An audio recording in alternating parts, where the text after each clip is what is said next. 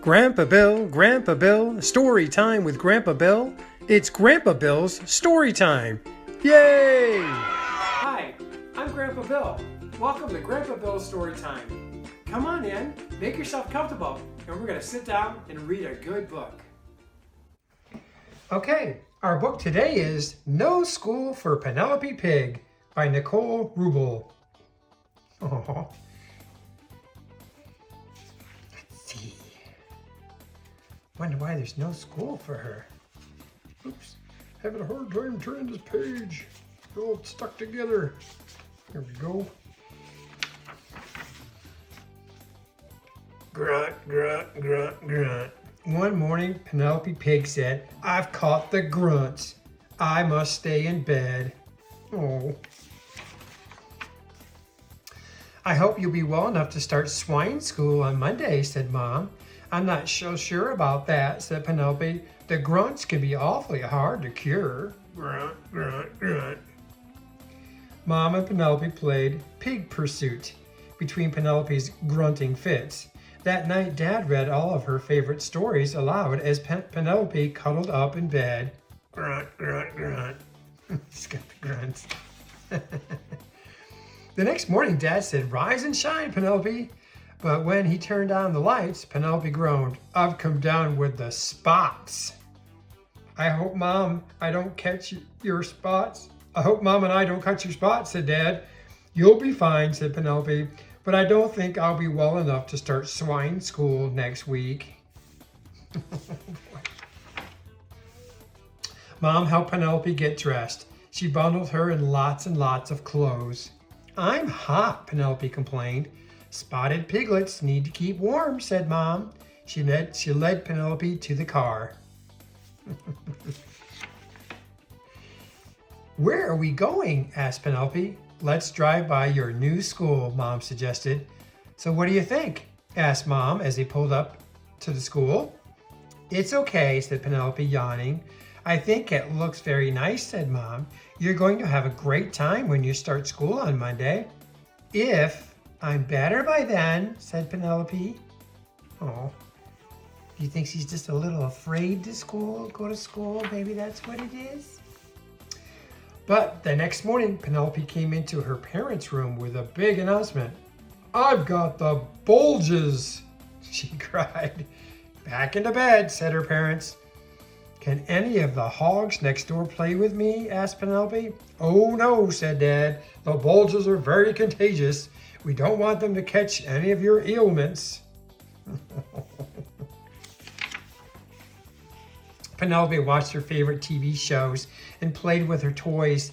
Mom made her a nice bowl of soup for lunch. "I think I'll feel all better by tomorrow." "Oh, I think you'll feel all better by tomorrow," said Mom. But Mom was in for a surprise when she walked into Penelope's room the next morning. "I've caught the Harries," said Penelope. "Well, I'd better stay clear of you," said Mom. "I wouldn't want to catch the Harries too." That's like a mop. She's just afraid to go into school, I think. Penelope spent the rest of the day in bed. There was nothing good on TV, and she had read all of her favorite books lots of times. Now she's getting bored. Oh. The next morning, Dad walked into her room bright and early. "How's my favorite piglet today?" he asked. "Not well," said Penelope with a sigh. "I've caught the bunnies." She made some fake ears and clipped them onto her head. Penelope stayed in bed all morning again. Soon she heard her mother calling, "Lunchtime!" "I smell my favorite spaghetti lunch," said Penelope. "I made it for myself," said Mom. "For you, I fixed a carrot." Because she's got the bunnies. That's funny. That evening, Mom said, "Our favorite opera star, Uncle Porcini, will babysit you for tonight. Dad and I are going to the carnival." "I want to go," said Penelope. "I'm feeling much better, and Uncle Porcini's singing might give me an earache." "Well, I'll ask him to sing softly," said Mom. As Penelope lay in bed that night listening to Uncle Porcini sing, she thought about her parents having fun at the carnival. Oh, yeah. La. Oink, oink, oink. The next morning, Mom told Penelope to get dressed. We're going to see Aunt Zoe, our family doctor, said Mom. I'm really feeling much, much better now, said Penelope. I'm glad, said Mom. But we're going to make sure you're well enough to start school tomorrow. Bring. Aunt Zoe put a thermometer into Penelope's mouth. Then she tapped Penelope's knees with a little hammer. Next, Aunt Zoe weighed Penelope and shined a flashlight into her eyes. Just giving her a checkup, right? You ever go to the doctor for a checkup? I've made my diagnosis, Aunt Zoe declared. Give her 1 large tablespoon of each of these medicines 3 times a day. That should do the trick. Prune potion and cod liver oil. They taste terrible.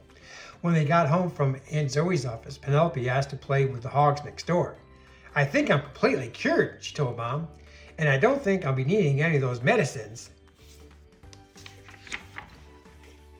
Penelope ran outside and played hide and seek with the hogs for the rest of the day. Aw, she finally got out of the house and having some fun.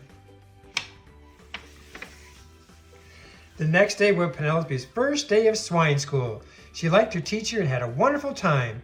Unfortunately, later in the afternoon, she was found to have the measles and was sent home to recover. Oh, she really did get sick. Oh, Penelope. Finally, she goes to school and she gets sick for real. Oh, feel sorry for her. Oh, what a good book. Hopefully she'll feel better soon and can get back to school. No school for the Penelope Pig.